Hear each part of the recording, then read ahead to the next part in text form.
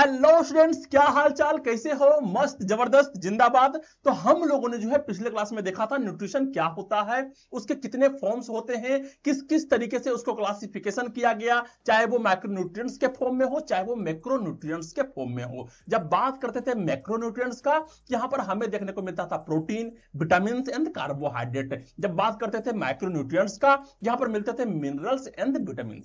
Okay, इन सभी चीजों के बारे में हम लोगों ने बात किया था और देखा था कि हमारे नर्सिंग के करियर में जो है न्यूट्रिशन का भूमिका क्या होता है, क्यों हम लोग इसको पढ़ते हैं। इन सभी चीजों के बारे में हम लोगों ने अच्छे तरीके से बात किया था। ओके, तो आज के लेक्चर में जिस टॉपिक को हम लोग पढ़ने वाले हैं या फिर जिस चैप्टर को कंप्लीट करने वाले हैं, उस चैप्टर का नाम है कार्बोहाइड्रेट। तो सबसे पहले मैं तुमको यह बताना चाहता हूं कि कार्बोहाइड्रेट जो है हम लोग दो जगह पे पढ़ते हैं। कहां कहां पढ़ते हैं? पहला होता है न्यूट्रिशन में एंड सेकेंड होता है बायोकेमिस्ट्री में। ओके, जब बात बायोकेमिस्ट्री की आती है तो वहां पर हम लोग पढ़ेंगे कार्बोहाइड्रेट के क्लासिफिकेशन, और क्लासिफिकेशन के बाद जो है उसको अलग अलग तरीके से किस तरीके से क्लासिफाई किया गया और उसके नोमेनक्लेचर किस तरीके से करते हैं, मींस उसके नामांकन किस तरीके से करते हैं, उसके मॉलिक्यूलर फॉर्म के आधार पे वहां पे हम लोग इस सब चीजों के बारे में बात करते हैं। और फिर वहां पर हम लोग देखते हैं कि उसका मेटाबॉलिज्म किस तरीके से होता है, मीन ग्लूकोज का फॉर्मेशन किस तरीके से होता है, ग्लूकोज का ब्रेक डाउन किस तरीके से होता है। इन सभी चीज के बारे में हम लोग बायोकेमिस्ट्री में पढ़ते हैं। लेकिन हम लोग जो है कार्बोहाइड्रेट पढ़ रहे हैं किसके अंदर? वो है न्यूट्रिशन के अंदर। तो यहां पर न्यूट्रिशन में हम लोग पढ़ेंगे कि कार्बोहाइड्रेट को क्लासिफिकेशन किस तरीके से किया गया, उसके कौन से फॉर्मूलाज हैं और उसका यूज कहां कहां पे होता है, कौन कौन से ऐसे कार्बोहाइड्रेट हैं जो कि कहां कहां पे पाए जाते हैं, उसका फंक्शंस क्या होता है। उन सभी चीज के बारे में जो है हमें यहां पे जानना होता है, क्योंकि एक नर्सिंग को जो है, एक नर्सिंग स्टाफ को जो है डाइट चार्ट बनाना होता है पार्टिकुलर पेशेंट के आधार पर। तो हमें जानना होगा कि उस पार्टिकुलर इंसान को कितना मात्रा में कार्बोहाइड्रेट देना है। ओके, कितना मात्रा में देना है, कहीं ज्यादा ना हो जाए कहीं कम ना हो जाए, किसके कारण से कौन सी बीमारी होती है और किसका यूज कहां कहां पे करना होता है। इन सभी चीज के बारे में जो हमको जानना होता है वो हम लोग जानते हैं कहां पे? न्यूट्रिशन के अंदर में। ओके, तो हम लोग बिना समय को बर्बाद करते हुए जो है सबसे फर्स्ट स्लाइड में चलते हैं और यहां पर देखते हैं कि आखिर आज के लेक्चर में जो है हमें कौन कौन से टॉपिक को टच करना है, मींस कौन कौन से टॉपिक के बारे में आज हम लोग पढ़ने वाले हैं। तो यहां पर सबसे पहले आएगा कि कार्बोहाइड्रेट का मीनिंग क्या होता है, इसके फार्मूला क्या होते हैं, उसके बारे में हम लोग यहां पे बात करेंगे। नेक्स्ट हम लोग देखेंगे कि इंट्रोडक्शन ऑफ कार्बोहाइड्रेट क्या होता है, इसका डेफिनेशंस क्या होते हैं, इसके बारे में हम लोग यहां पे बात करेंगे। नेक्स्ट हम लोग देखेंगे classification of carbohydrate, mean carbohydrates को जो है कितने पार्ट में क्लासिफाई किया गया, सिंपल फॉर्म में, कॉम्प्लेक्स फॉर्म में, मोनोसैकेराइड में, डाइसैकेराइड में। इन सभी चीजों के बारे में हम लोग यहां पर डिटेल से बात करेंगे। नेक्स्ट यहां पर आता है recommended daily requirement of carbohydrates, एक इंसान को जो है आरडीए के द्वारा जो है कितना मात्रा में जो है यहां पे अलाउ किया गया है, एक इंसान को उतना लेना ही लेना है। मीन मिनिमम कार्बोहाइड्रेट्स कितना लेना है, एक प्रेग्नेंट वुमेन हो उसको कितना लेना है, एक बच्चे हो उसको कितना लेना है, इसके बारे में यहां पे हम लोग बात करेंगे। नेक्स्ट यहां पर देखने को मिलता है डाइटरी सोर्स, आखिर जो भी कार्बोहाइड्रेट है उसका सोर्स क्या है, कहां पे पाए जाते हैं, फूल में, सब्जी में या फिर जो है क्रॉप्स होते हैं, आखिर कहां कहां जो है यह हमें देखने को मिलता है। नेक्स्ट है फंक्शन ऑफ कार्बोहाइड्रेट्स, आखिर कार्बोहाइड्रेट्स का फंक्शन क्या होता है, हमारे बॉडी के वाइटल्स ऑर्गन को चलाने में क्या इसका यूज होता है या फिर नहीं होता है, अगर यूज होता है तो कौन कौन से यूज होते हैं, उसके बारे में हम लोग यहां पे बात करेंगे। फिर नेक्स्ट होगा डिफिशियंसी ड्यू टू कार्बोहाइड्रेट्स, आखिर कार्बोहाइड्रेट्स का अगर डिफिशियंसी हमारे बॉडी में होता है तो कौन कौन से प्रॉब्लम्स देखने को मिल सकते हैं। और नेक्स्ट है over consumption of the carbohydrates, अगर हम लोग बहुत ज्यादा मात्रा में कार्बोहाइड्रेट्स लेते हैं तो यहां पर कौन कौन से प्रॉब्लम्स जो है देखने को मिल सकते हैं। इन सभी के बारे में जो है आज के लेक्चर में अच्छे तरीके से, डिटेल से, सर्टिफाइड तरीके से अच्छे से पढ़ने का प्रयास करेंगे। ओके, तो तुमको अच्छे तरीके से जो है नोट्स बनाना है। अगर नोट्स नहीं बनाना चाहते हो तो लेक्चर को देखो, नोट्स जो है तुमको मिल जाएगा डिस्क्रिप्शन में, वहां से डाउनलोड कर लो, वहां से प्रिंट करवा लो। ओके, अब यहां पर हम लोग सबसे फर्स्ट स्लाइड में चलते हैं और यहां पर फर्स्ट टॉपिक को देखते हैं जिसका नाम है मीनिंग्स ऑफ कार्बोहाइड्रेट्स, आखिर कार्बोहाइड्रेट्स का मीनिंग क्या होता है ना। मीनिंग का मतलब क्या होता है, मतलब क्या होता है। तो यहां पर है क्या, carbohydrates, carbo means carbon, hydrates mean water. क्या बोल रहा है, कार्बन प्लस वाटर को मिक्स कर दो, बन गया क्या, कार्बोहाइड्रेट्स। तो यहां पे कह रहा है the term carbohydrates come from the carbon plus hydrate, और इसका मतलब होता है कार्बन विद वाटर। अगर कार्बन और वाटर मिलते हैं तो यहां पर जो है कार्बोहाइड्रेट्स का निर्माण होता है। फिर यहां पे कह रहा है कि कार्बोहाइड्रेट्स आर ऑर्गेनिक कंपाउंड। कौन से compound? Organic compounds made up of carbon, hydrogen and oxygen. ये क्या क्या चीज से बना होता है? कार्बन से बना होता है, हाइड्रोजन से बना होता है एंड ऑक्सीजन से बना होता है। और इसका जो रेशियो होता है वो रेशियो होता है 1:2:1। मीन कार्बन का 1 वाला, हाइड्रोजन का 2 और ऑक्सीजन का 1। ओके, तो उसी तरीके से इसका जनरल फार्मूला बन के आएगा, most carbohydrate have the formula CnH2ON। Okay, अगर हम लोग बात करते हैं ग्लूकोज जो कि सबसे मोस्ट कॉमन है, तो यहां पर देखने को मिलता है C6H12O6। तो C6N क्या है? यहां पर 6H2O को यहां पर जो है देखने को मिलता है। N क्या होगा यहां पे? यहां पर N देखने को मिलेगा 6। और जब बात करेंगे हाइड्रोजन का 2, तो 6 × 2 = 12। तो हाइड्रोजन यहां पर देखने को मिलता है 12 और ऑक्सीजन यहां पर देखने को मिलता है 6। तो जो मोस्ट कार्बोहाइड्रेट है द फार्मूला CnH2ON। और यही जो है यहां पर कॉमन होता है और कुछ कुछ एक्सेप्शन भी यहां पर देखने को मिलते हैं, लेकिन हम लोग यहां पर तो पार्टिकुलरली रूप से जो है एक्सेप्शन के बारे में बात नहीं करने वाले हैं। यहां पर हम लोग को सिंपल सा याद रखना है कि कार्बोहाइड्रेट का फार्मूला होता है CnH2ON।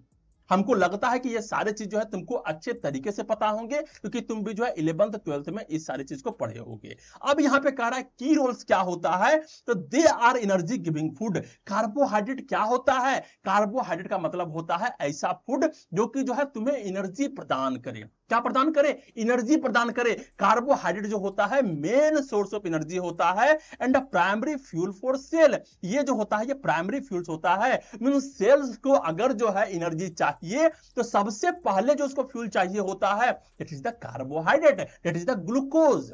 ओके, फिर यहां पे कह रहा है कि specially in the brain and muscles.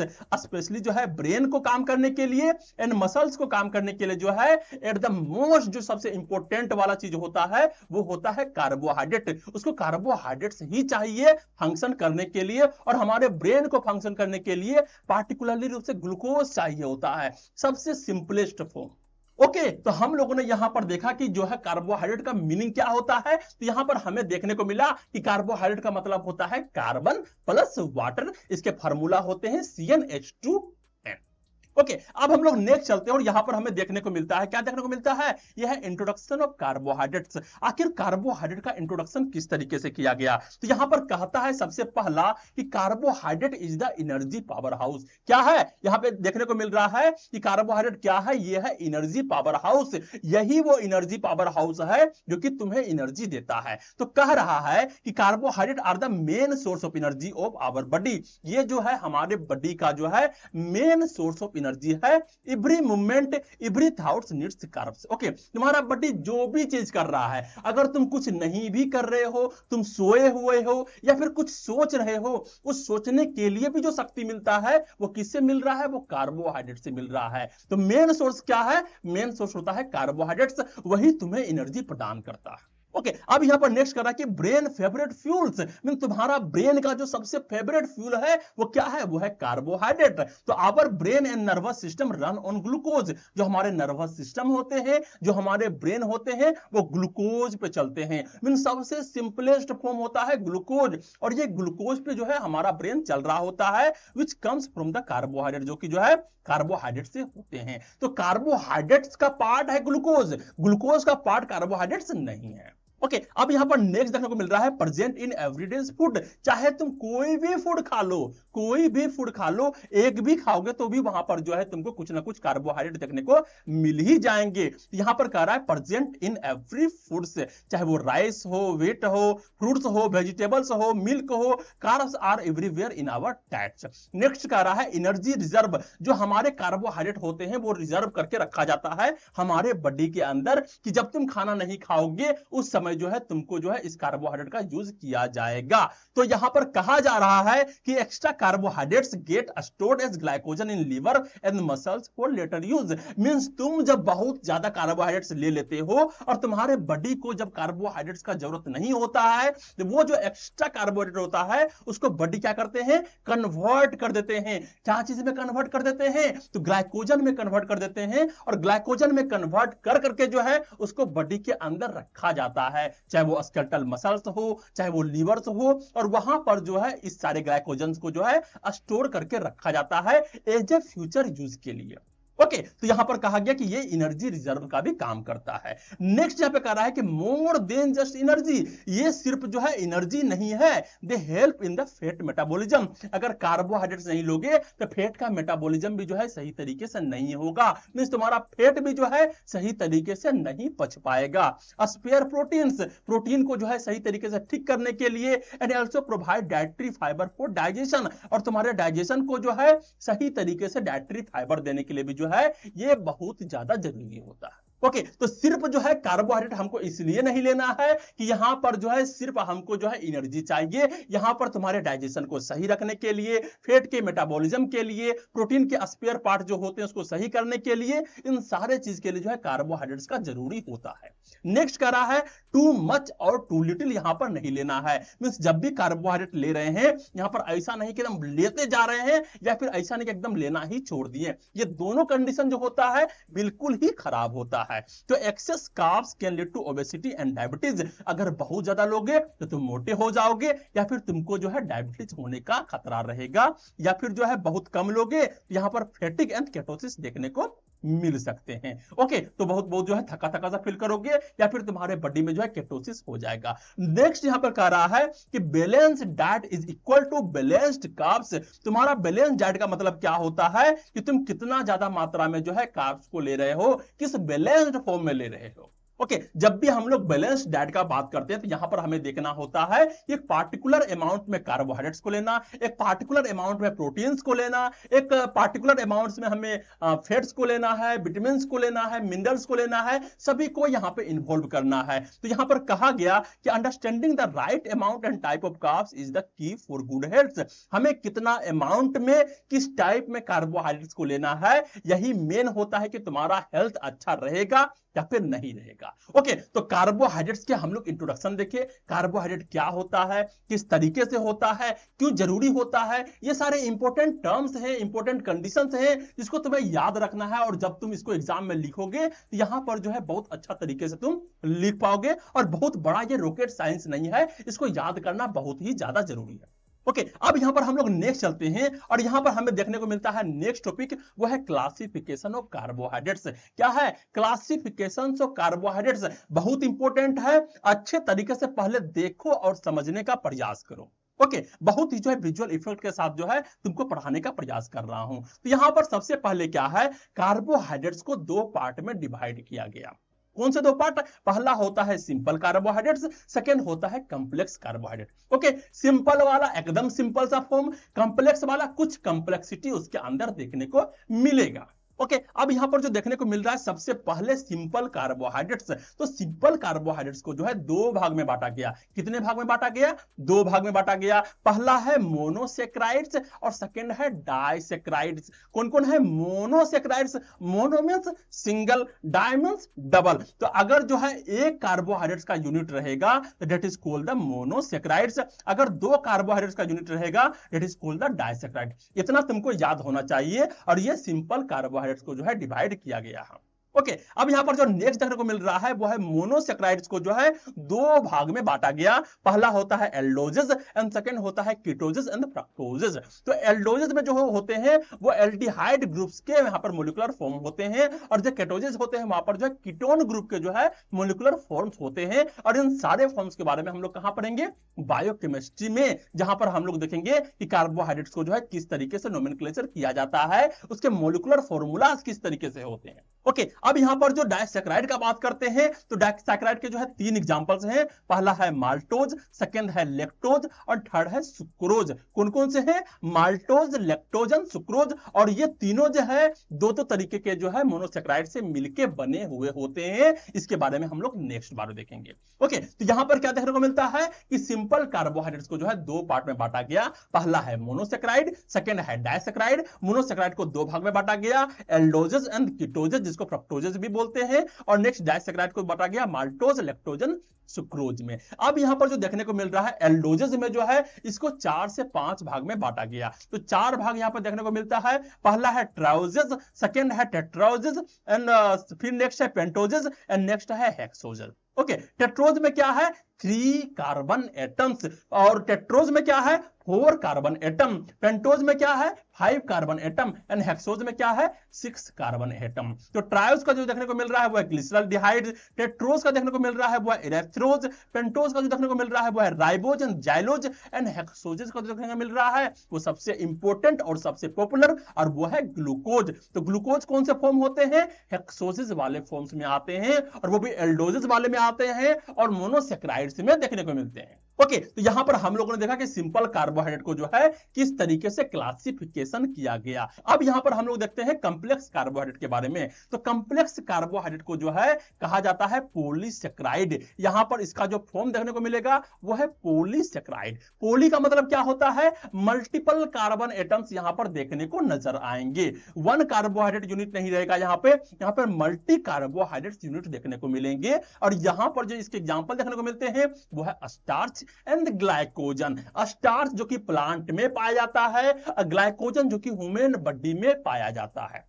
Okay, जो एक्स्ट्रा कार्बोहाइड्रेट होता है उसको हमारे बॉडी जो है ट्रांसफॉर्म कर देते हैं ग्लाइकोजन के रूप में, और हमारे बॉडी में जो है संग्रहित कर देते हैं, दैट्स द ग्लाइकोजन। और यहां पर स्टार्च एंड ग्लाइकोजन जो है पॉलीसेक्राइड्स के एग्जांपल्स हों। ओके, अब यहां पर भी जो है दो तरीके का देखने को मिलता है। पहला होता है होमोपॉलीसेक्राइड एंड सेकंड होता है हेटेरोपॉलीसेक्राइड। मींस अगर एक तरीके के सेक्राइड जो है साथ मिलके बने हुए हैं, दैट्स कॉल्ड द होमोपॉलीसेक्राइड्स, और इसके एग्जांपल होते हैं स्टार्चेस एंड डेक्स्ट्रिन। वही जब बात करते हैं हेटेरोपॉलीसेक्राइड्स का, मींस अलग अलग सेक्राइड जो है यहां पर अलग अलग फॉर्म जो है एक साथ मिल करके जो है यहां पर जो है एक मॉलिक्यूलर निर्माण करवाता है, जिसका नाम होता है हाइलुरोनिक एसिड। तो हम लोगों ने देखा क्लासिफिकेशन, किसका क्लासिफिकेशन? कार्बोहाइड्रेट्स का क्लासिफिकेशन। इसको दो पार्ट में बांटा गया, simple carbohydrates and complex carbohydrate. फिर यहां पे रखा गया मोनोसेक्राइड एंड डाइसेक्राइड, और कॉम्प्लेक्स कार्बोहाइड्रेट में आता है पॉलीसेक्राइड। तो इतने तरीके से जो है हम लोगों ने इसको क्लासिफिकेशन किया, बहुत ही विजुअल रिप्रेजेंटेशन के तरीके से, और तुमको इसको याद रखना है, बहुत ही इंपॉर्टेंट है। ओके, अब जो है हम लोग इसको जो है थोड़ा डिटेल से पढ़ते हैं, मींस थोड़ा जो है इसको डिटेल से पढ़ के समझने का प्रयास करेंगे, क्या होता है, किस तरीके से यूज होता है, और कहां कहां पे इसको पाया जाता है। तो सबसे पहले यहां पे कहा गया कि sugar with a simple structure of 1 और 2 शुगर यूनिट। टाइप्स हो गए यहां पे मोनोसेक्राइड्स एंड डाइसेक्राइड। मोनोसेक्राइड का मतलब होता है 1 शुगर यूनिट, एंड डाइसेक्राइड का मतलब होगा 2 sugar unit.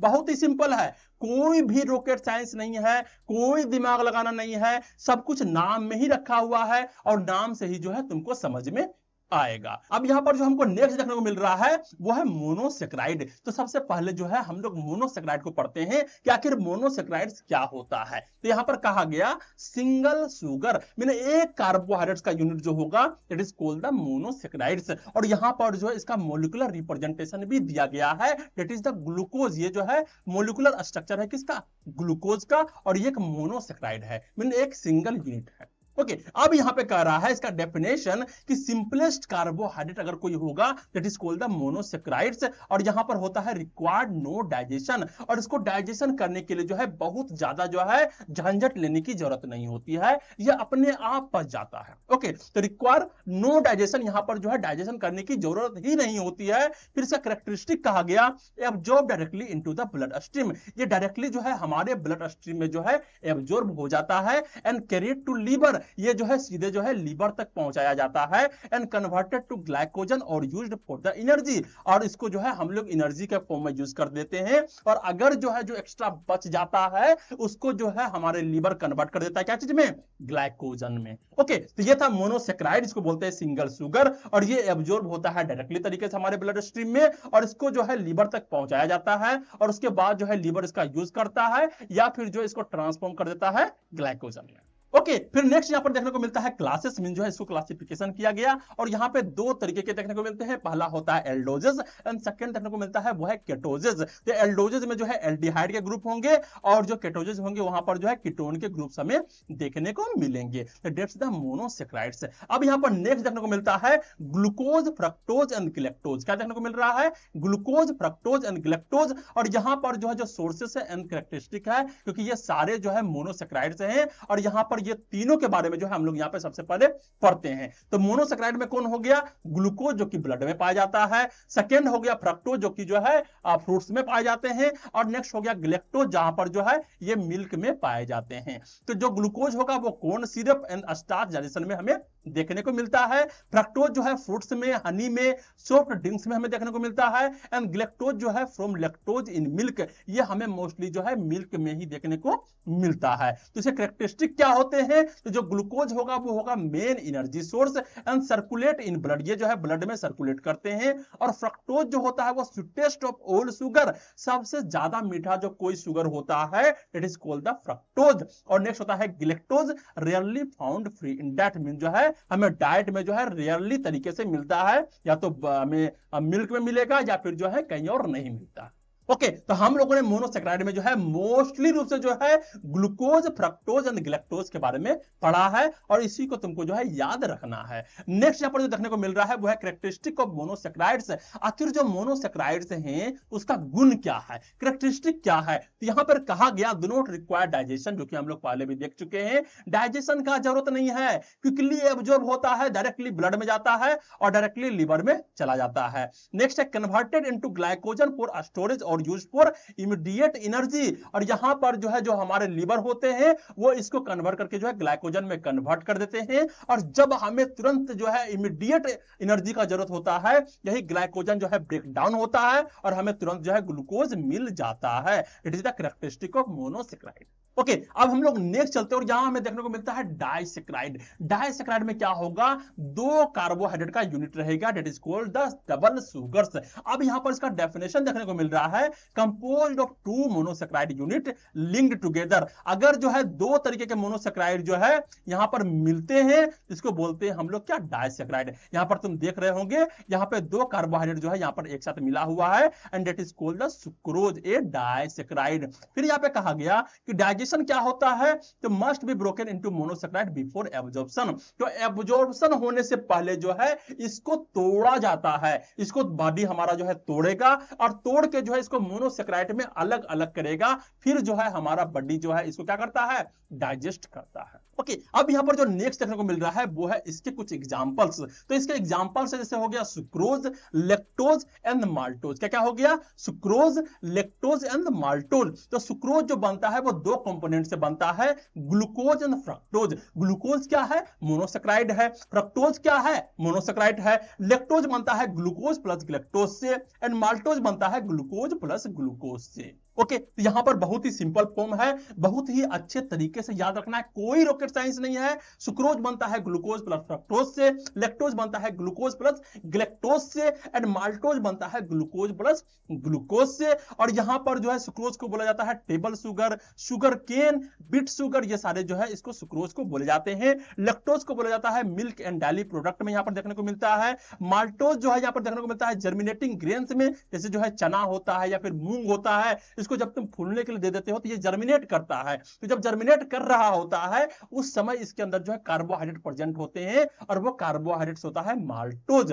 Form during starch digestion, जब हम लोग स्टार्च का डाइजेशन कर रहे होते हैं उस समय भी जो है स्टार्च टूट के पहले माल्टोज बनेगा, फिर माल्टोज टूटेगा, फिर वहां पर जो है ग्लूकोज के फॉर्म में आएगा, फिर हमारा बॉडी जो है उसको आसानी से डाइजेस्ट कर पाएगा। ओके, तो यहां पर हम लोगों ने देखा डाइसेक्राइड के बारे में, डाइसेक्राइड क्या होता है और इसको किस तरीके से जो है अलग अलग एग्जांपल के तौर पे हम लोग यहां पर देखते हैं। अब बात करते हैं यहां पर स्वीटनेस ऑर्डर के बारे में कि आखिर सबसे मीठा कौन होता है ना? सबसे मीठा आखिर कार्बोहाइड्रेट, सबसे पहले तो ये मीठा होता ही है, कार्बोहाइड्रेट का ही मतलब है कि ये मीठा रहेगा, लेकिन अलग अलग कार्बोहाइड्रेट में जो है कौन सबसे ज्यादा मीठा होता है? यहां पर देखने को मिल रहा है कि फ्रक्टोज सबसे ज्यादा मीठा रहेगा, फिर आएगा सुक्रोज, फिर आएगा ग्लूकोज, फिर आएगा माल्टोज एंड फिर आएगा लैक्टोज। तो जो फ्रक्टोज होता है वो फ्रूट्स में होते हैं, इसलिए जब हम फ्रूट्स खाते हैं तो वो हमें बहुत ज्यादा मीठा लगता है। फिर sucrose, glucose, maltose and lactose, हमें जो है दूध उतना ज्यादा मीठा नहीं लगता है, लेकिन दूध में भी जो है यहां पर जो है लैक्टोज पाए जाते हैं। ओके, तो इसको याद रखना है एक ऑर्डर के फॉर्म में कि सबसे ज्यादा जो मीठा होता है वो फ्रक्टोज होता है, फिर सुक्रोज होता है, फिर ग्लूकोज होता है, फिर माल्टोज होता है, फिर लेक्टोज होता है। बहुत ही इंपॉर्टेंट है। अब यहां पर जो नेक्स्ट देखने को मिल रहा है वो है शुगर अल्कोहल्स। अब ये शुगर अल्कोहल्स क्या होता है? ये अलग चीज है भाई। क्या है? दारू है क्या? नहीं नहीं, ये दारू नहीं है। शुगर अल्कोहल्स का मतलब होता है शुगर के ऐसे सिरप जो कि शुगर तो नहीं है लेकिन शुगर जैसा ही काम कर रहा है। ओके, क्या कह रहा है यहां पे? ये शुगर तो नहीं है, ये कार्बोहाइड्रेट तो नहीं है, लेकिन कार्बोहाइड्रेट जैसा ही काम कर रहा है। तो यहां पर इसके एग्जांपल्स देखने को मिलते हैं, सोर्बिटोल, मेनिटोल एंड जाइलिटोल। क्या क्या है? Sorbitol, mannitol and xylitol. Uses क्या होता है? शुगर फ्री कैंडीज बनाने के लिए, च्युइंगम बनाने के लिए एंड डायबिटीज फूड बनाने के लिए। मीन अगर ऐसे इंसान है जिसको मीठा खाने का शौक है लेकिन उसको डायबिटीज हो गया है तो अब ज्यादा मीठा नहीं खा सकता है, मीन्स एक्स्ट्रा कार्ब नहीं ले सकता है, तो वो लोग लेता है शुगर अल्कोहल्स को, जो कि जो है जब इसको लेते हैं तो हमें मीठा तो अनुभव करवाता है लेकिन बाकी मात्रा में जो है सारे जो है यूरिन के माध्यम से निकल जाते हैं। ओके, फिर यहाँ पे इसके डिसएडवांटेजेस क्या होते हैं? तो पहला होता है कि सम कैलोरीज एज ग्लूकोज, और कुछ जो है ग्लूकोज की जैसा ही जो है कैलोरीज भी रखता है, जो कि 1 ग्राम कार्बोहाइड्रेट में जो है 4 किलो कैलोरीज देखने को मिलता है, मींस 4 किलो कैलोरी पर ग्राम। अब यहां पे कह रहा है कि cause diarrhoea due to fermentation in colon, और कभी कभी जो है बॉडी के अंदर जब ये जाता है तो डायरिया भी काउज कर सकता है, क्योंकि जो है हमारे कोलोन में जो है ये फर्मेंटेशन कर लेता है। It is called the sugar alcohols, इसको जो है पोलियोल्स भी बोला जाता है, और इसका एग्जांपल्स है सोर्बिटोल, मेनिटोल एंड जाइलिटोल। इसको याद रखना है। ओके, अब यहां पर जो नेक्स्ट देखने को मिल रहा है वो है visual tips for student. Visual tips क्या है? यहां पर सबसे पहला आता है कि जो सिंपल कार्ब्स होते हैं, जो कि हम लोगों ने भी पढ़ा, तो सिंपल कार्ब्स का सिंपल सा मतलब है कि क्विक एनर्जी। जैसे ही तुम्हारा बॉडी के अंदर जाएगा वैसे ही तुरंत जो है एनर्जी देना शुरू कर देगा। जैसे कहते हैं ना कि यहां पर एक प्रचार आता है कि ग्लूकोज पियो, ग्लूकोन डी पिया, तुरंत एनर्जी आ गया। क्यों तुरंत एनर्जी आ गया? क्योंकि वो बॉडी के अंदर जो है बहुत जल्दी एब्जॉर्ब हो गया। फिर होता है कॉम्प्लेक्स कार्ब। कॉम्प्लेक्स कार्ब का मतलब क्या होगा? Sustained energy. जब ये तुम्हारे बॉडी में जाएगा तो धीरे धीरे घुलेगा, धीरे धीरे टूटेगा, फिर धीरे धीरे तुमको एनर्जी जो है कंटिन्यूटी के आधार पर जो है मिलते चला जाएगा। जैसे होता है ग्रेन्स, जैसे होता है पल्सेस। हम लोग रोटी खाते तो तुरंत हमें एनर्जी नहीं मिलता है, पहले वो ब्रेक डाउन होगा, फिर वहां से एनर्जी निकलेगा, फिर धीरे धीरे हमको एनर्जी मिलेगा। ओके, लेकिन जैसे हम लोग ग्लूकोन डी पीते हैं तुरंत यहां पर जो है ग्लूकोज मिलता है, तुरंत मोनोसेक्राइड जो है यहां पर एब्जॉर्ब होता है और हमारे ब्लड स्ट्रीम में पहुंच जाता है और तुरंत जो है हमें एनर्जी मिल जाता है। ओके, अब हम लोग जो है नेक्स्ट चलते हैं और यहां हमें देखने को मिलता है क्या? Complex carbohydrates. मीन अभी तक हम लोगों ने देखा सिंपल कार्बोहाइड्रेट्स, अब हम लोग देखते हैं कॉम्प्लेक्स कार्बोहाइड्रेट्स, और जहां पर हमें देखने को मिलता है पॉलीसेक्राइड्स। ओके, तो पॉलीसेक्राइड्स का जब हम लोग बात कर रहे हैं इसका डेफिनेशन क्या होता है? यहां पर कहा गया polysaccharides is the large complex carbohydrates made of many glucose unit linked together. अगर बहुत सारे ग्लूकोज के यूनिट जो है एक साथ जो है जुड़ जाए, एक साथ जो है ग्लूकोज के यूनिट जो है एक साथ अगर जुड़ जाते हैं, it is called the polysaccharide. Poly का मतलब क्या होता है? पॉली का मतलब होता है बहुत सारा। ओके, मोनो का मतलब होता है एक, डाई का मतलब होता है 2, ट्राई का मतलब होता है 3। जब बात होता है पॉली का तो यहाँ पे बहुत सारे ग्लूकोज जो है अगर एक साथ जुड़ जाए इट इज द पॉलीसेक्राइड, और इसके एग्जांपल हो गए एमाइलोज। ओके, अब यहाँ पे कह रहा है कि दे provide slow sustained energy and include starch, glycogen and dietary fibres. और ये जो है स्लो एनर्जी प्रोवाइड करता है, सस्टेन्ड एनर्जी प्रोवाइड करता है, मींस लंबे समय तक देता है, और यहाँ पर इंक्लूडेड होते हैं स्टार्च, यहाँ पे इंक्लूडेड होते हैं glycogen and dietary fibres. Okay, तो सबसे पहले हम लोग यहाँ पर देखते हैं मेन पॉलीसेक्राइड इन न्यूट्रिशन, और सबसे पहला हमें देखने को मिल रहा है स्टार्च। स्टार्च क्या होता है? ओके, स्टार्च क्या होता है? तो यहां पे कहा गया plant polysaccharide made of glucose chains. ये जो है प्लांट के पॉलीसेक्राइड से हैं, तो प्लांट में जो है स्टार्च पाए जाते हैं और ये ग्लूकोज चेन से बना हुआ होता है। मींस बहुत सारे ग्लूकोज मिलकर के जो है एक मोलिकुलर फॉर्म का निर्माण करता है, it is called the starch. अब यहां पे कह रहा है कि सोर्सेस क्या है? ये हमें देखने को मिलेंगे ग्रेन्स में, ये हमें देखने को मिलेंगे लेग्यूम्स में, ये हमें देखने को मिलेंगे ट्यूबर्स में। जब ग्रेन्स की बात आती है तो राइस हो गया, व्हीट हो गया, मेज हो गया, बार्ली हो गया, ओट्स हो गया, लेग्यूम्स का बात करें तो बीन्स हो गया, लेंटिल्स हो गया, एंड ट्यूबर्स का बात करें तो पोटैटोज, स्वीट पोटैटोज, ये सारे में जो है हमें देखने को मिलते हैं कॉम्प्लेक्स कार्बोहाइड्रेट्स। ओके, अब यहां पर देखने को मिल रहा है की फीचर्स। की फीचर्स क्या है? तो break down slowly compare to sugars. जितना आसानी से हम लोग शुगर्स को तोड़ लेते हैं, इतना आसानी से हम लोग इसको तोड़ नहीं पाते हैं, धीरे धीरे करके तोड़ते हैं और धीरे धीरे जो है हमें लंबे समय तक जो है एनर्जी प्राप्त होता है। तो लॉन्गर एनर्जी सप्लाई के लिए जो है कॉम्प्लेक्स कार्बोहाइड्रेट्स लेना बहुत ही ज्यादा जरूरी है।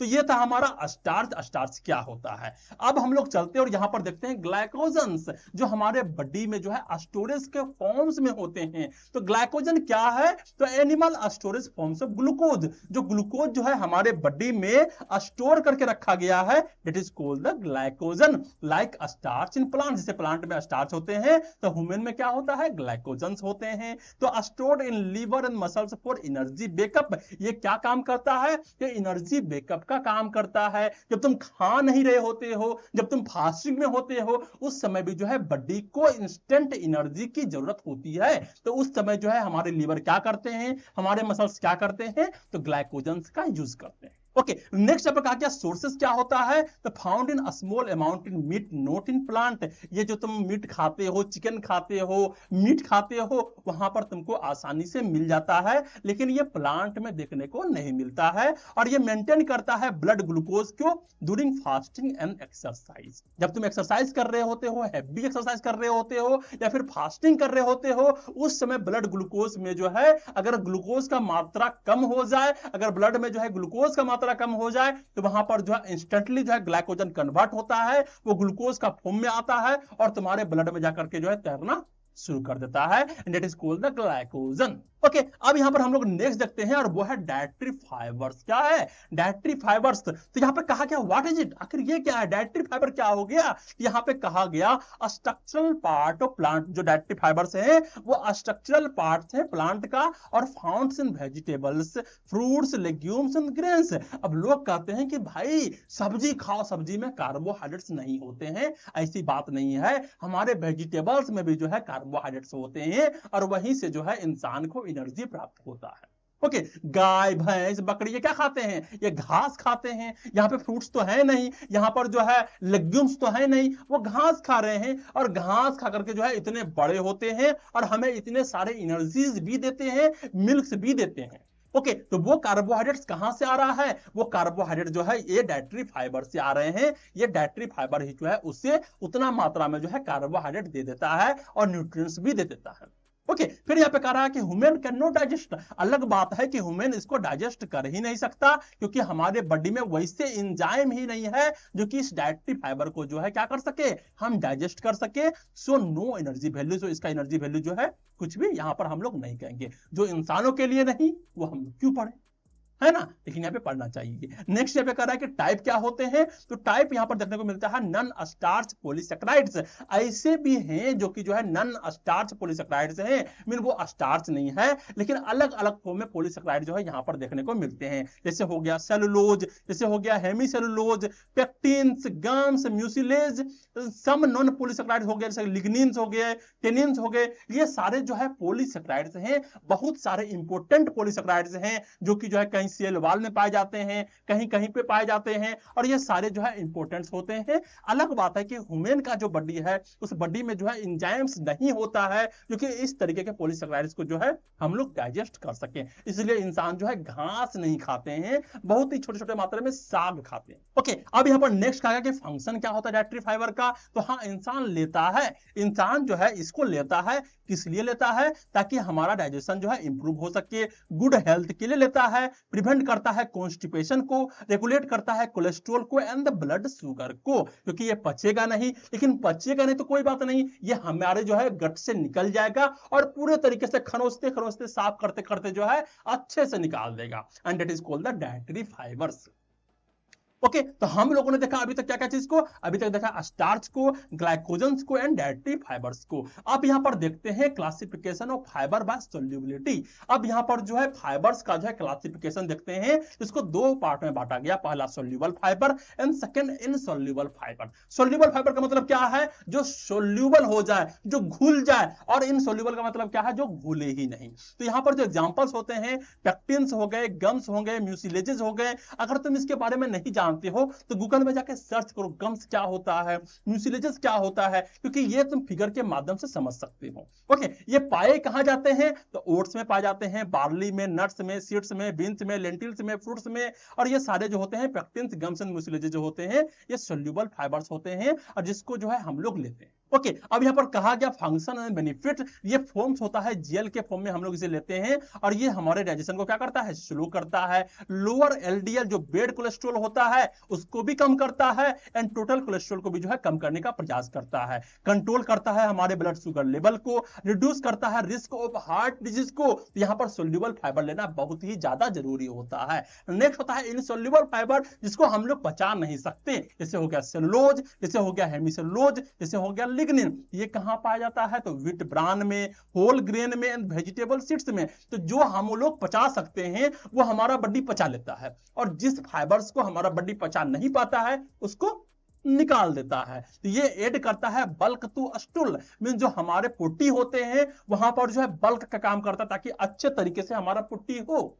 ओके, नेक्स्ट होता है प्रमोट बोवेल मूवमेंट, हमारा बोवेल मूवमेंट जो है अच्छे तरीके से हो, इसलिए वहां पे प्रमोट करता है। प्रिवेंट करता है कॉन्स्टिपेशन को, हेल्प करता है कोलोन हेल्थ को एंड कैंसर प्रिवेंशन को। तो ये सारे जो है फंक्शंस होते हैं, ये सारे बेनिफिट्स होते हैं जो कि जो है जरूरी होता है। तो हम लोगों के शरीर में पचे या ना पचे, हम लोग सोल्यूबल फाइबर्स भी लेते हैं और इनसोल्यूबल फाइबर्स भी लेते हैं। अलग बात है कि सोल्यूबल फाइबर पच जाता है, और जो इनसोल्यूबल फाइबर है ये हमारे बॉडी के काम में आते हैं, हमारे डाइजेशन को सही करते हैं, कॉन्स्टिपेशन को प्रिवेंट करते हैं, बोवल मूवमेंट को प्रमोट करते हैं, हमारे स्टूल में बल्क को ऐड करते हैं, और हमारे colon health and cancer prevention के लिए जो है बहुत ही ज्यादा अच्छा होता है। ओके, तो अभी तक जो है हम लोगों ने सारे क्लासिफिकेशन को देख लिया कि कार्बोहाइड्रेट को जिस जिस क्लासिफिकेशन में क्लासिफाई किया गया था उन सारे को हम लोगों ने डिटेल से देखा।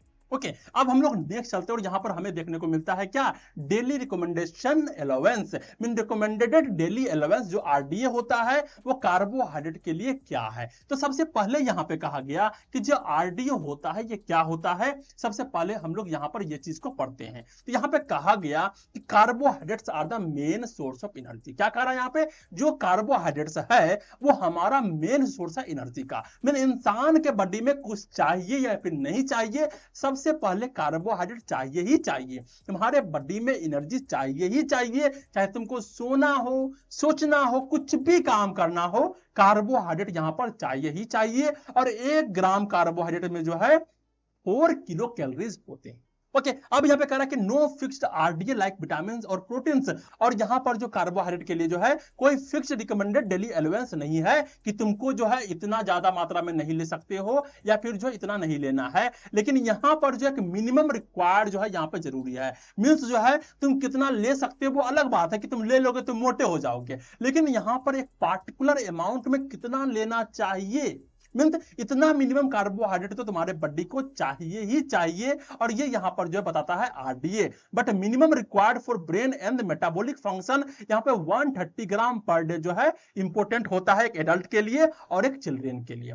ओके, तो यहां पर मिनिमम कितना जरूरत होता है, एक एडल्ट के लिए और एक चिल्ड्रन के लिए 130 ग्राम पर डे इंसान को कार्बोहाइड्रेट चाहिए ही चाहिए होता है। ओके, इतना जो है तुमको ध्यान में रखना है। अगर कम लोगे तो यहां पर जो है कार्बोहाइड्रेट का जो है डिफिशियंसी देखने को मिलेगा। फिर यहां पे कह रहा है कि carbohydrate should provide 45 to 65% of total daily calories. तुम्हारे बॉडीज में जितना भी कैलोरीज का जरूरत होता है वो सारे कैलोरीज में जो है 45 to 65% कैलोरीज जो है हमारे कार्बोहाइड्रेट से लिए जाते हैं, फिर फैट से लिए जाते हैं, ग्लाइकोजन से लिए जाते हैं, और फिर जो है प्रोटीन भी ब्रेक डाउन होकर के जो है एनर्जी देता है। ओके, तो एक्चुअली में जो हमारा एनर्जी है वो हमें जो है मिलता है कार्बोहाइड्रेट से भी, हमें मिलता है फैट से भी, हमें मिलता है प्रोटीन से भी, लेकिन जो मेन एनर्जी जो हमें प्राप्त होता है वो हमें प्राप्त होता है कार्बोहाइड्रेट से। और कितना अमाउंट में, तो 45 to 60% के अमाउंट में। अब नेक्स्ट पे कह रहा है कि फॉर एथलीट्स, अभी हम लोग बात कर रहे थे एक नॉर्मल इंसान का, अगर हम लोग बात करते हैं एथलीट्स का तो high end of the range of recommended more carbs for energy, यहां पर जो इसको जो है बहुत ज्यादा मात्रा में जो है कार्बोहाइड्रेट को लेने के लिए बोला जाता है, क्योंकि वो बहुत ज्यादा जो है शारीरिक एक्टिविटी करता है और वहां पर जो है बहुत ज्यादा एनर्जी का यूजेस होते हैं।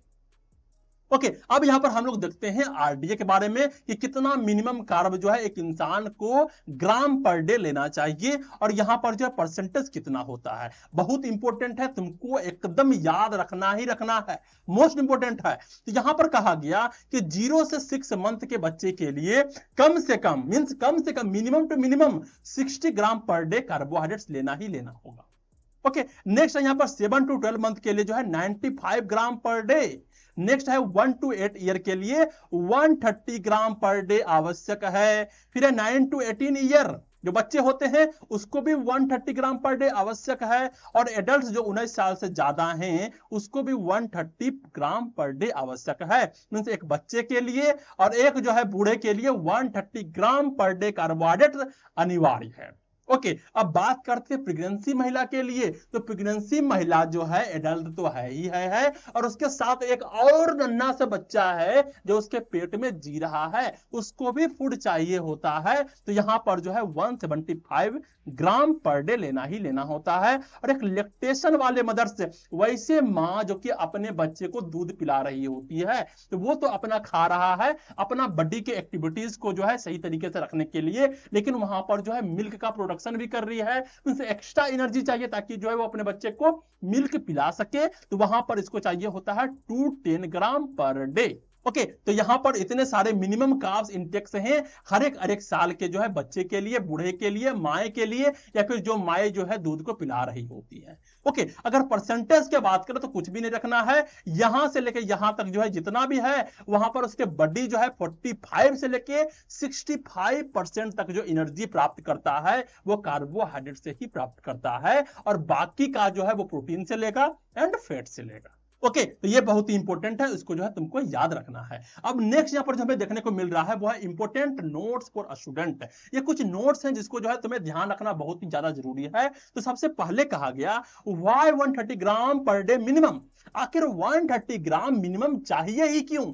तो यहां पे कहा गया तो supply glucose for brain and CNS function, तुम्हारा जो दिमाग है उसको चलाने के लिए जो फ्यूल चाहिए, जो ईंधन चाहिए वो होता है ग्लूकोज। और ग्लूकोज कहां से मिलेगा? तो ग्लूकोज मिलेगा तुम्हारे कार्बोहाइड्रेट से। तो कार्बोहाइड्रेट्स लेना जो है बहुत ज्यादा जरूरी है। अगर तुम जो है कार्बोहाइड्रेट्स नहीं लेंगे तो तुमको पढ़ने में मन नहीं करेगा। ओके, तुम्हारा दिमाग जो है दुखना शुरू हो जाएगा, नींद आना शुरू हो जाएगा, नर्वस सिस्टम अच्छे तरीके से वर्क नहीं करेगा। तो ये होता है इंपॉर्टेंट नोट्स फॉर स्टूडेंट, और यहां पे कहा गया कि 130 ग्राम पर डे मिनिमम लेना आवश्यक है। नेक्स्ट है अगर एक्सेस कार्ब्स ले ले तो क्या होगा? कुछ नहीं होगा, तुम मोटे हो जाओगे। मोटे क्यों होंगे? तो ये जो है ग्लाइकोजन के फॉर्म में बदल जाएगा, तुम्हारे बॉडी में चला जाएगा, धीरे धीरे जो है ये कोलेस्ट्रॉल के फॉर्म में ले लेगा, और इस तरीके से जो है तुम्हारे बॉडी में जो है ग्लाइकोजन का फॉर्म में जो है ये बन जाएगा, और धीरे धीरे ग्लाइकोजन जो है फैट में कन्वर्ट हो जाता है। ओके, अब नेक्स्ट पे कहा कि लो कार्ब्स डाइट्स क्या होता है? सर लो कार्ब्स डाइट्स, अगर हम लोग लो कार्ब लें, अगर एकदम से जो है कार्बोहाइड्रेट लेना छोड़ दें तो क्या होगा? यहां पर can cause ketosis and energy imbalances. यहां पर जो है तुम्हारे बॉडी के अंदर जो है केटोसिस देखने को मिलेगा और एनर्जी इनबैलेंसेस हो जाएंगे। केटोसिस क्यों होता है? क्योंकि जब जो है हमारा बॉडी जो है फैट को तोड़ना शुरू करता है, यहां पर कीटोन का फॉर्मेशन होना शुरू हो जाता है, और इस कारण से हमारे बॉडी में जो है केटोसिस देखने को मिलते हैं। ओके, अब नेक्स्ट यहां पर जो देखने को मिल रहा है वो है नेक्स्ट टॉपिक, और उसका नाम है dietary sources of carbohydrates detailed explanation. Okay, अब हम लोग यहां पर देखेंगे कि कौन कौन से कार्बोहाइड्रेट जो है वो हमें कहां कहां से मिलता है। इंपॉर्टेंट है, कोई ज्यादा रॉकेट साइंस नहीं है, अच्छे से देखो, समझने का प्रयास करो और तुम्हें यहीं पर याद हो जाएगा। पहला कहां से होगा? सीरियल एंड ग्रेन से हमें कार्बोहाइड्रेट मिलता है। तो this are the major source of complex carbohydrate. अगर हमें कॉम्प्लेक्स कार्बोहाइड्रेट चाहिए तो हमें सीरियल्स एंड ग्रेन से लेना होगा, रोटी खाना होगा, चावल खाना होगा, और यहीं से हमें स्टार्चेस भी मिलते हैं। और स्टार्चेस क्या होते हैं? एक पॉलीसेकेराइड ऑफ ग्लूकोज। अब यहां पर हो गया राइस, जहां staple in many countries, wheat हो गया, मेज कॉर्न हो गया, and they provide slow energy release, fibres, B vitamin and minerals. यहां पर इतने सारे चीज जो है पाए जाते हैं। ओके अब यहां पर जो देखने को मिल रहा है सेकंड वो है पल्सेस एंड लेग्यूम्स। यहां पर पल्सेस भी लेना बहुत जरूरी है और पल्सेस में भी जो है कार्बोहाइड्रेट होते हैं। ऐसा नहीं है कि सिर्फ वहां पे प्रोटीन ही होता है। तो rich in complex carb and dietary fibres. और यहां पर लेंटिल्स का बात करें तो मसूर दाल, तूर दाल, मूंग दाल, चिकपी का बात करें तो चना, छोला एंड द किडनी बीन्स, राजमा, पीज, ये सारे में जो कार्बोहाइड्रेट पाए जाते हैं और ये हेल्प करता है मेंटेन करने में ब्लड शुगर स्टेबिलिटी को एंड प्रोवाइड करता है प्रोटीन, क्योंकि इसके अंदर प्रोटीन भी होते हैं और इसके अंदर जो है कार्बोहाइड्रेट्स भी होते हैं। ओके अब यहां पर नेक्स्ट देखने को मिल रहा है वो है फ्रूट्स, जहां पर जो है हमें देखने को मिलेगा फ्रक्टोज। तो ये कंटेन करता है सिंपल शुगर को, जैसे हो गया फ्रक्टोज, जैसे हो गया glucose and plus fibres, vitamin and antioxidants. Example, अरे यार कितना सारा एग्जांपल है, बनाना ले लो, एप्पल ले लो, मैंगो ले लो, ऑरेंज ले लो, ग्रेप्स ले लो, बेरीज ले लो, जितने फ्रूट्स हैं सब में कार्बोहाइड्रेट्स पाया जाएगा, वो भी फ्रक्टोज एंड ग्लूकोज। ओके और ये प्रोवाइड करता है quick energy and essential nutrients को। ये थर्ड हो गया जो कि हो गया फ्रूट्स। फोर्थ क्या होता है, वेजिटेबल्स। वेजिटेबल्स में भी होते हैं, तो प्रोवाइड करता है mostly complex carbs and dietary fibres. और जो यहाँ पर सोल्यूबल फाइबर्स होते हैं ये हमें एनर्जी देता है, और जो इनसोल्यूबल फाइबर्स होते हैं वो हमारे गट को क्लीन करता है। जैसे हो गया potato, sweet potatoes, carrot, beet, corn, और ये फाइबर जो है इंप्रूव करता है डाइजेशन को और स्लो शुगर एब्जॉर्प्शन को। नेक्स्ट है मिल्क एंड डेयरी प्रोडक्ट। यहाँ पर लैक्टोज होगा, गैलेक्टोज होगा, तो contain lactose and naturally occurring disaccharide milk sugar. और मिल्क में, योगर्ट में, चीज में provide carbs along with proteins and calcium. Okay next होता है शुगर एंड स्वीटनर्स, यहां भी पाए जाते हैं, तो include table sugar, sucrose and honey, jaggery, molasses. Molasses क्या होता है, जो गीला गुड़ होता है ना, वो होता है मोलेसेस। ओके तो these are the simple carbohydrates giving quick energy but should be limited to avoid blood sugar spikes. यहां पर लेना तो है लेकिन लिमिटेड में लेना है। एक ही बार में पूरा भर के नहीं खा लिए, तो जब तुम एक ही बार में खा लोगे तुम्हारे ब्लड में जो है शुगर का मात्रा बहुत ज्यादा हाई हो जाएगा, एकदम स्पाइक कर जाएगा। ओके अब यहां पर जो नेक्स्ट देखने को मिल रहा है वो है processed food and sweets.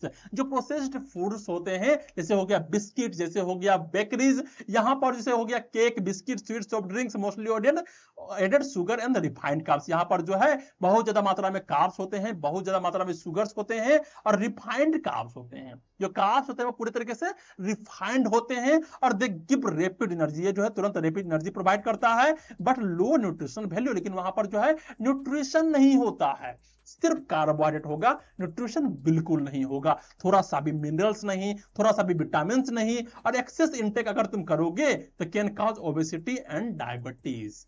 Okay अब नेक्स्ट देखने को मिल रहा है नट्स एंड सीड्स।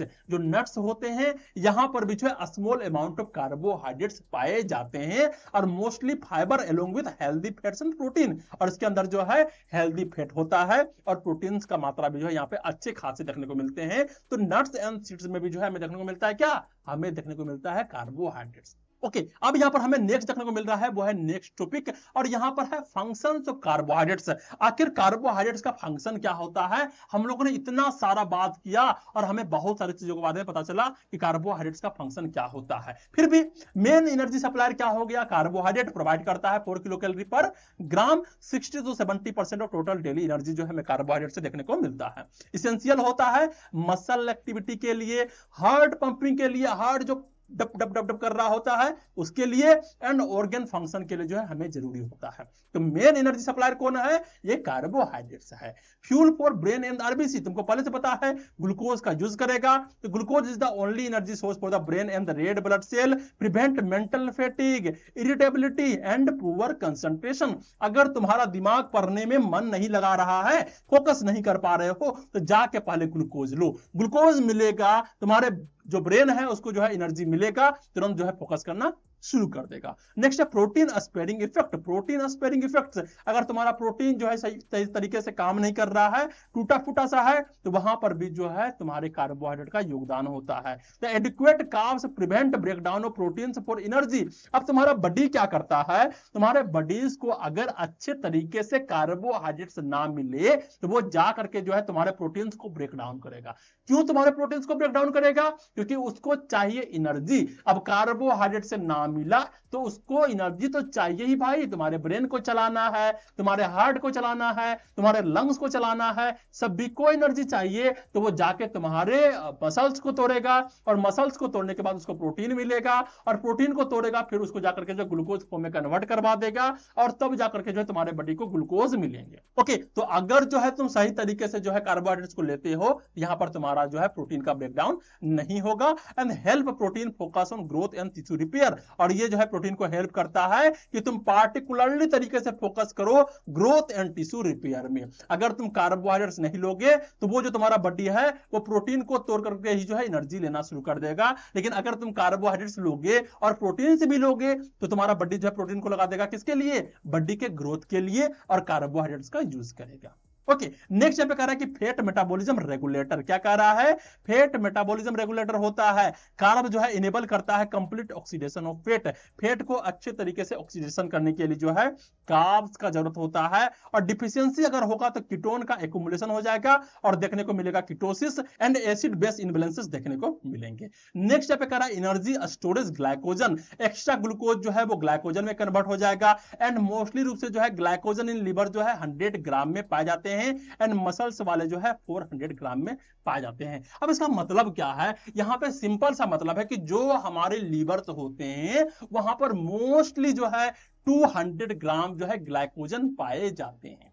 अब यहां पर मसल्स में 400 ग्राम कहा, और मोस्टली रूप से जो है 400 ग्राम जो ग्लाइकोजन होते हैं वो हमारे स्केलेटल मसल्स में पाए जाते हैं। तो हमारे बॉडी के जितने भी स्केलेटल मसल्स हैं वहां पर जो है 400 ग्राम जो है ग्लाइकोजन देखने को मिलता है।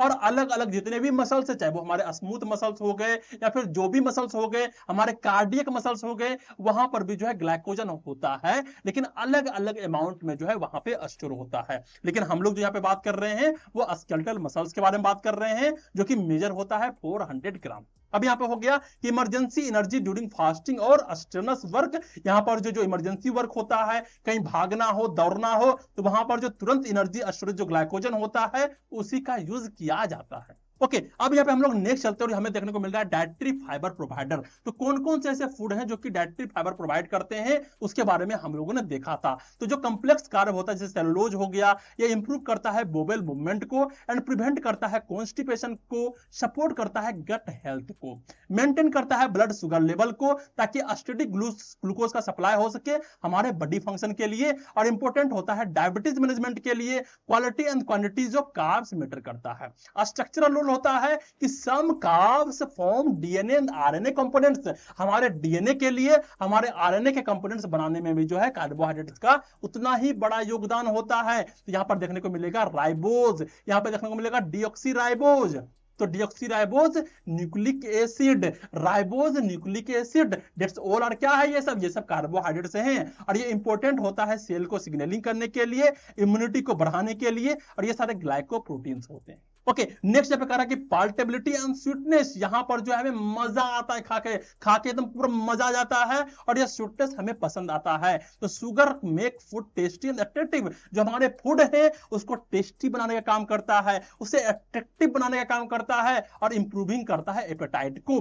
मीठा खा करके जो है हमें भूख और भी ज्यादा लग जाता है। फिर कह रहा है कि sources of vitamin and minerals. ये जो होते हैं कार्बोहाइड्रेट्स, ये विटामिन के भी सोर्स होते हैं, ये मिनरल्स के भी सोर्स होते हैं। तो जब हम लोग होल ग्रेन को लेते हैं या फिर फ्रूट्स को लेते हैं, ये प्रोवाइड करता है B complex vitamin and minerals like iron and magnesium. तो ये सारे फंक्शंस थे जो कि कार्बोहाइड्रेट्स के थे, और बहुत ही इंपॉर्टेंट है, बहुत बार पूछा जाता है। तुमको इस तरीके से याद रखना है और इस तरीके से पॉइंट वाइज तरीके से तुमको लिखना है ताकि तुमको अच्छा नंबर मिल सके। ओके, अब यहाँ पे हम लोग नेक्स्ट चलते हैं। यहाँ पर हमें देखने को मिलता है लास्ट टॉपिक, वो है कार्बोहाइड्रेट डिफिशियंसी एंड एक्सेस।